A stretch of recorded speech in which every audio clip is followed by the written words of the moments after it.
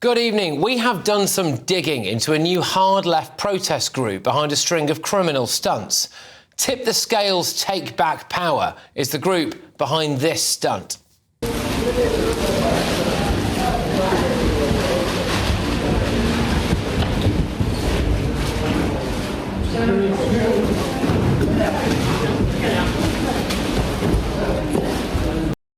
Yes, they dumped bags of poo underneath the Christmas tree at the Ritz, and they also did this.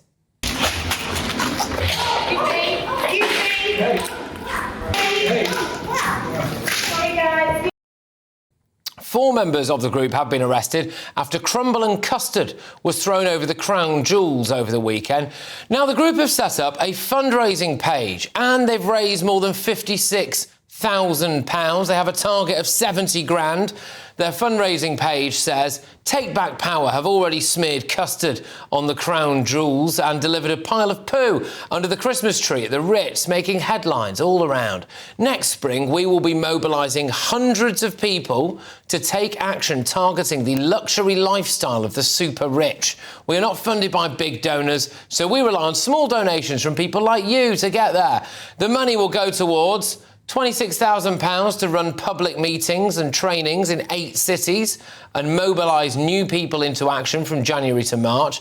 They want 20 grand to boost their teams and compensate new people to get mobilising, £12,000 to pay for accommodation for action takers, £6,000 in travel costs to help people come down to London, which maybe gives you a bit of an indication about where they're going to be doing most of this stuff. £4,000 to buy kit needed for actions. That's a lot of crumble, isn't it? They say from event tickets to banners and megaphones, £2,000 for legal, back office and court support for people taking action. I'd politely say to them that's maybe a slight underestimation of the legal fees that they're going to require. But anyway, they are advertising a launch event. They say this, kids are going hungry and fascism is bearing down on us whilst the super rich get richer. The solution is obvious. Tax the rich to fix Britain. We demand the UK government calls an emergency House of the People with powers to tax the rich. We will make this happen the way change has always happened, through collective, non-violent resistance. Well, there you go. They are advertising tickets for £1, and apparently their speakers at the said event will include a journalist who's worked for the New Statesman, The Guardian, the BBC, and actually even The Telegraph, as well as someone called Jonathan Porritt, described as an eminent writer and campaigner on sustainable development. He was apparently the co-chair of the Green Party in the early 80s, director of Friends of the Earth, and also spent 10 years as the Vice-Chancellor of Keele University. Interestingly, though, one of the events was due to be held at an Anglican church in Bow, London. Now, it was St Paul's Old Ford Church, and their website for that church proudly states, "We are a lively, welcoming Anglican church in the East End of London. We are doing our best to love God and seek transformation. It would be great to meet you." Well, I wonder if the Anglican Church supports things like dumping poo in the Ritz or smearing the crown jewels in custard and crumble. Well, it turns out that they don't, because they cancelled the event yesterday. It will no longer be held at St Paul's Old Ford Church. So, a rare moment of sanity from the modern Church of England there. But the group is heavily linked to Just Stop Oil. In fact, on the Just Stop Oil website, it says, new project alert, and then a link to the new group, Take Back Power. So, brace yourself, Britain. It looks like there's a new group in town. They're well-funded, they're angry, and they're quite possibly about to dump a load of poo somewhere near you. Every time you're online, your money and your identity are at risk. Scams now make up nearly 40% of all crime in the UK. That's thousands of attacks every single day. In Britain, someone has their identity stolen every 2 minutes, leaving victims with wrecked finances and years of stress. The threat is real, and you could be next. ExpressVPN is your shield against criminals. It locks down your devices, hiding your personal information and financial details from hackers, scammers, and anyone else looking to exploit you. So whether you're checking your bank, shopping, or just browsing, ExpressVPN makes you invisible to prying eyes trying to steal your money and your identity. ExpressVPN shields your data with military-grade AES 256 encryption. That's the same standard trusted by the US government to guard classified information. This is the highest level of online security you can get. So don't wait for disaster. Secure up to 14 devices at once and get powerful password protection. Real support is available 24/7 because cybercrime never sleeps. Click the link in this video's description or scan the QR code to get up to 75% off ExpressVPN plus 4 months extra for free. Every moment you hesitate is another moment you're exposed. Protect your money and protect your identity. Get ExpressVPN right now. Let's get the thoughts of my panel. We have got GB News contributor Will Kingston and political commentator Suzanne Evans and Jonathan Liss. Right, well, you know, there's a new group in town, ladies and gents, and they are active, Will. Yeah, they're active and they're not particularly hygienic. You know, we talk about the great unwashed, and this takes that to a new level.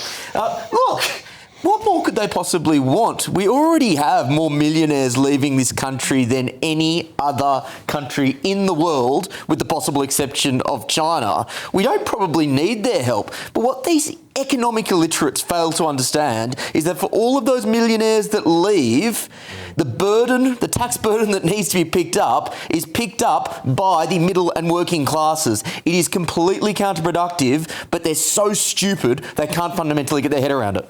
Yeah, I mean, so quite a lot of questions to come out of that, of course. One of them being, we've had, for want of a better phrase, a flavour of their work so far. In the case of what they did at the Ritz, we've had a whiff of what they're up to. And this would lead me to think that they are going to go on to commit several criminal actions. I don't think there's anything controversial about that. That seems to be what they're doing, right? So you can see now who is donating towards that stuff, surely. So should the police not be stopping the people from donating, or at least knocking on their door? Well, I had to laugh at that list of money that they wanted for their actions, and only £2,000 for legal costs. I think they're going to need a bit more than £2,000, frankly.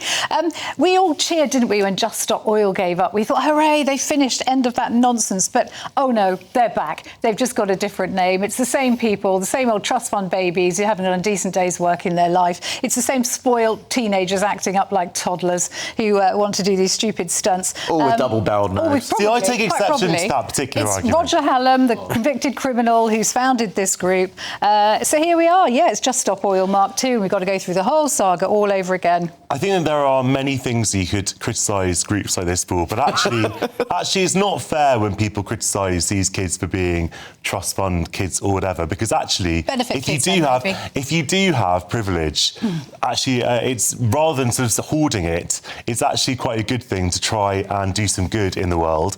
And they see this as being good, are they? Well, they see this. They have spoiled toddlers. I'm not supporting a lot of their actions or tactics, but I do think that a lot of things they're asking for are reasonable, just as a lot of things that Just Stop Oil were asking for were reasonable. I didn't like what they did, and I thought that it was counterproductive. Look, having said that, you do get these groups, and what does a group want when it gets started, Patrick? Oh, maybe it wants some free publicity. Maybe it wants to be discussed on a news channel that's watched by, admittedly, people who are going to probably despise them, and the feeling will be entirely mutual, by the way. But to get publicity is no bad thing. And when you're talking about the issues that they want to be talked about, that's actually doing their job. They are therefore succeeding. Jonathan, you hit the nail on the head when you said that this is entirely counterproductive. I didn't say it was entirely counterproductive. Counterproductive, then. I'll add the entirely for you. The point is that this won't change one single person's opinion one way or the other. Now, the reason they do that, therefore, is entirely for their own ego, their own self-gratification, and quite frankly, because they don't have jobs or anything better to do.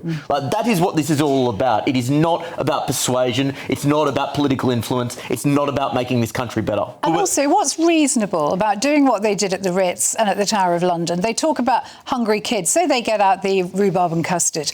They talk about taxing the rich and hitting the rich hard. But it's the poorer people on minimum wage who are going to have to clear up the mess. Suzanne, Dan, I'm not, as I say, I'm not necessarily agreeing with what they're doing. These are not the tactics that I was. Standing up These for are them. not You the said you had tactics. some sympathy with them. You know what I'm saying is, first of all, that I support a lot of what they want. A lot of to have. I think to have, for example, to have a citizens' assembly is something that they have in Ireland. It's a completely legitimate aim. Could they not save everyone a huge amount of time by setting up a website and just posting on it a link to HMRC where wealthy people can voluntarily donate more tax? Patrick, as you know perfectly well, we have a long and esteemed history of civil disobedience in this country and direct action. And I hate to compare these people to the suffragettes, for example, who actually were. I'm not comparing them. But the suffragettes, by the way, were not a non-violent group. They were violent, and they caused a lot of damage. And people were injured. But people were eventually won over to that group. Yeah, I'm going to separate kind of women's rights activists from poo throwers. But Will, you'd have been against the suffragettes. So the suffragettes have been. If GB News had existed in 1910, I guarantee that you'd have been saying these tactics are awful. The women don't deserve the vote. Hang on a second. I think it's slightly countered by the fact that at 10 p.m. we're going to be doing a huge amount of stuff for women's rights again when it comes to the grooming gangs issue and things like that. I think it's really unfair to say that people at GB News would have been against the rights. I'm not saying the people at GB News to have the vote. I'm saying that you did. I'm saying that someone like Will would have been against the tactics at the time. I think it's legitimate. People like Charlie Peters have been doing to help. I'm talking about the tactics, for women and girls in this country. I'm talking about the tactics. Yeah, let's not talk about like potential hypothetical 1910 Will Kingston and talk about an actual story. Like the story here is, you know what, the far left in this country actually are cutting through in some respects. Zach Polanski, whether you like him or hate him, he's getting a lot of media attention. The nutty people at the Sultana and Corbyn rallies are getting attention. The reality they're not doing as well as Zach is. If they actually hitched their wagon to those groups, they may be politically somewhat successful. But it goes to show the fact that they don't want to do that. They want to satisfy their own egos. I mean, Will used the phrase economically illiterate, and that's exactly what these people are. Already, a small proportion of the population is paying for 23% of working age people to be on benefits. 39% of all of us are taxpayers are paying for everybody else. The rich are already taxed to death. The middle class is already taxed to death. The more millionaires leave, the more the middle classes, the poorer people are going to get taxed. And if these guys really wanted to show an example, they should, as Will and I both said, get a job, go to work, see how much tax we all have to pay, because they haven't got a clue. Well, like a lot of people in Just Stop Oil, they do have jobs. They did have jobs.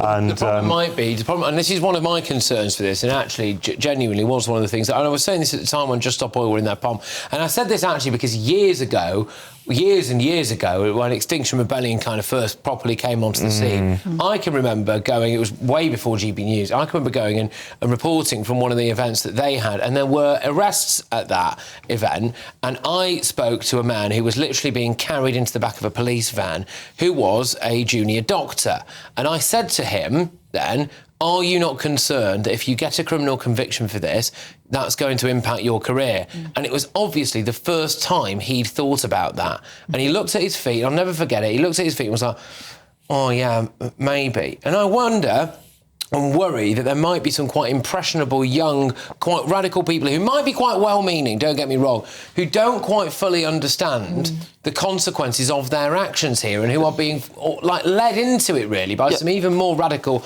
older adults. Yeah, like Roger Hallam, who's already been convicted for effectively, convicted for blocking Heathrow and the M25, but he's effectively running a cult, in a sense. Yeah. He's kind of seriously influenced a generation of young kids who are terrified of a climate apocalypse, which isn't going to happen. And, he's culpable. He's an adult. He's not a child. He should be more responsible. He has potentially ruined a generation of kids. I think it's a little bit patronising to people to say that they can't have their own opinions or their own autonomy and that they can only be led into these things by charismatic older people. I'm not saying they can't have their own opinion. People are led into all things all of the time. But there's a point where you have to take responsibility. And I think if you're an adult and you're behaving in this cult-like way, you're culpable. And I don't think and it's I'm a- sorry, I don't and I'm think sorry, it's a policy, like poo throwers deserve to be patronised. Like, these aren't people who are literally going out and making, Adam Smith-style arguments for the future of the economy. They're throwing poo at Christmas trees at the Ritz. This isn't exactly like the intellectual cream of the UK crop. But why on earth, if you actually wanted to make a difference, would you do this as opposed to actually, for example, trying to strengthen the Greens, who are, for example, I'll tell you what, Will, because if they were just writing polite letters to their MP, we wouldn't be talking about them on GB News right now. People want to be noticed. We are doing their job for them by talking about them right now. Party, sorry, but I think to follow up on what Will said, there is literally a party that I think, broadly speaking, has all of the policies that they want, and I think that is the Green Party. Well, look, I agree with you, actually. I think lob a trifle at. Well, as I've said several times now, I would not have done either of those acts and I would not have supported it. Do you know what I think's going on here? I think it's the same old people who are in Just Stop Oil. Just Stop Oil ended. They're now bored. And they want to go back. And Suzanne, again why did Just Stop Oil end? Because there was a direct action, and the government actually agreed with what they wanted. Ed Miliband gave them everything they wanted. Norway has explored 33 new oil and gas wells in the North Sea, which is basically our sea. We have explored none. Well, they haven't done it now. Look at what's happening in places like Aberdeen. Massive job losses, people being crippled by this. Your gas and electricity bills are going up, they're not going down. Guess what? We are not. Why are we giving? Guess what? What Norway did with their oil was develop a sovereign wealth fund, which they could invest into their country. So actually, ordinary Norwegians have become rich from their oil. What do? Give it to the multinationals who do their best to avoid all tax. So British people have not benefited from the gas and oil in the North Sea. So it's not really about the climate, is it? Of course it is also about that, but we haven't benefited from it anyway. It's one or the other, though, isn't it? Either oil and gas is bad, it's both. Or if you use the money so that you can, fund healthcare. Well, obviously, in the past, it was a good idea to drill for it. Find yourself in knots here, Jonathan. Okay. All right. Well, there we go. Just very quickly, by the way, sorry, because we'll move on. A quick shout-out, rare on this show, actually, for the modern woke Church of England, who've decided to draw a line at poo under the Christmas tree this year. Thank you very much. They were going to host this event, and they've said no. Even the new Archbishop has turned her nose up at this. She's gone, no, I won't go for this. So it looks like that church won't be hosting them. Good. Good. I don't have much further to add to that. You're going to have to try something else. Maybe go for an evangelical church or something. See if the Baptists are up for it. What are the Jehovah's Witnesses saying? The Catholic Church, the Pope was blessing a block of ice the other day, so they may still be up for the woke stuff. Maybe.